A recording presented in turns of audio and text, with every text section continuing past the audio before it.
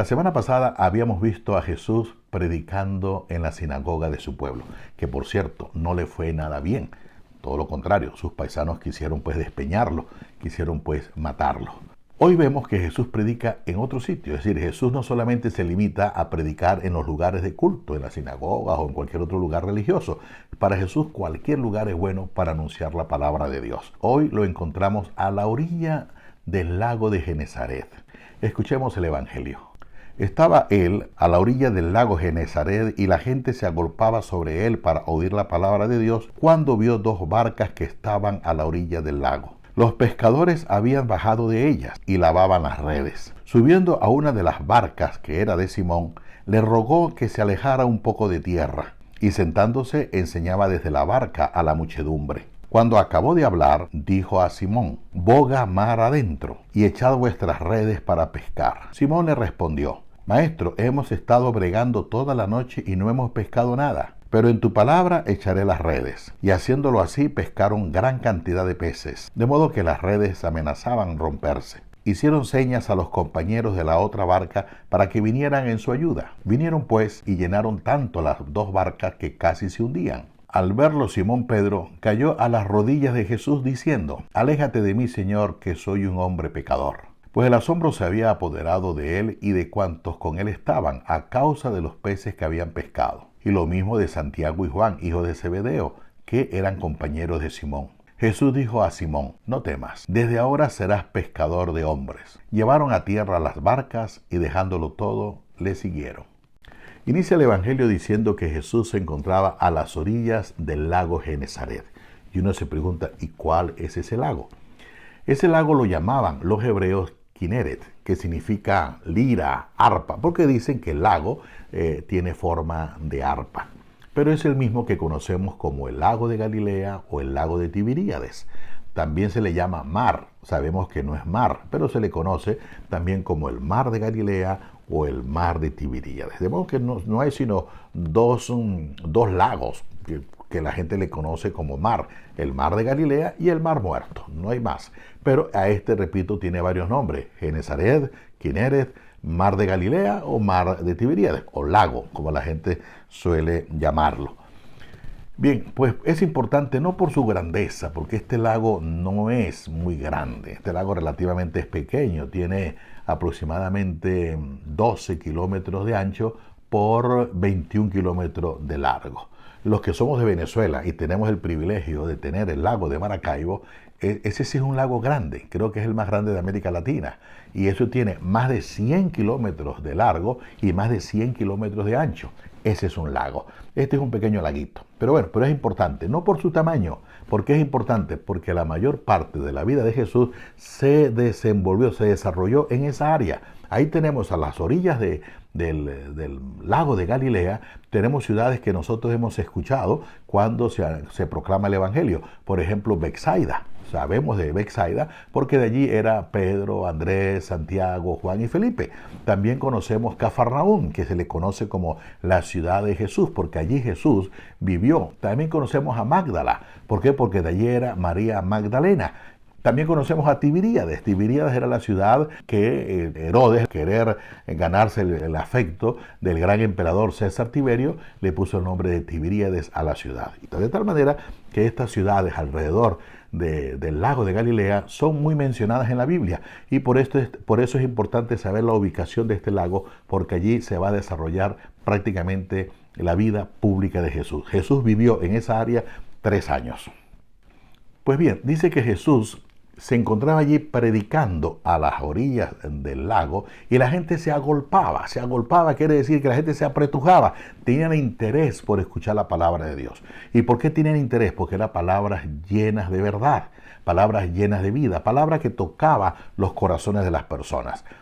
A veces, por ejemplo, vamos por las calles y vemos algunos músicos y la gente se acerca alrededor de los músicos porque le agrada la canción, porque conocen la canción, y no falta aquella persona que de una u otra manera le dejan un pequeño obsequio.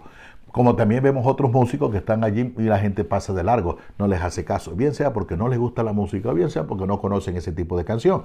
Pero Jesús, que realmente es como una música para ellos. Les está hablando el corazón, les está hablando en la profundidad que ellos captan, y ellos hacen lo posible por captar el mensaje de Jesús. Se agolpaban alrededor de Jesús. Ellos están atentos a las palabras de Jesús. Sin embargo, Jesús observa que hay unos pescadores que han regresado, a quienes ya conocía ciertamente, y entonces él observa a esos pescadores, y viendo la multitud que lo está agolpando, Jesús ve una posibilidad de poder continuar predicando, es subirse a una de esas barcas. Entonces se sube a la barca de Simón. Estando en la barca, le pide un favor a Simón. Dice el Evangelio, le rogó. Es decir, por favor, fue amable. Cristo es muy respetuoso de la libertad de las personas. No fue un mandato que le dice, apártate un poco de tierra. No, le rogó, le suplicó, le pidió un favor, que se apartara un poquito de tierra. Realmente lo hace, y allí Jesús se sienta. El hecho de decir que Jesús se sienta quiere decir que va a dar una enseñanza importante. Cuando Jesús terminó de predicar, le dice a Pedro, le pide otro favor. Boga mar adentro y eche las redes para pescar. Jesús sabemos que es de Nazaret, es decir, de una ciudad montañosa. Pedro sabemos que ha trabajado prácticamente su vida allí a las orillas del mar, del lago. El experto en la pesca, pues naturalmente es Pedro, no es Jesús.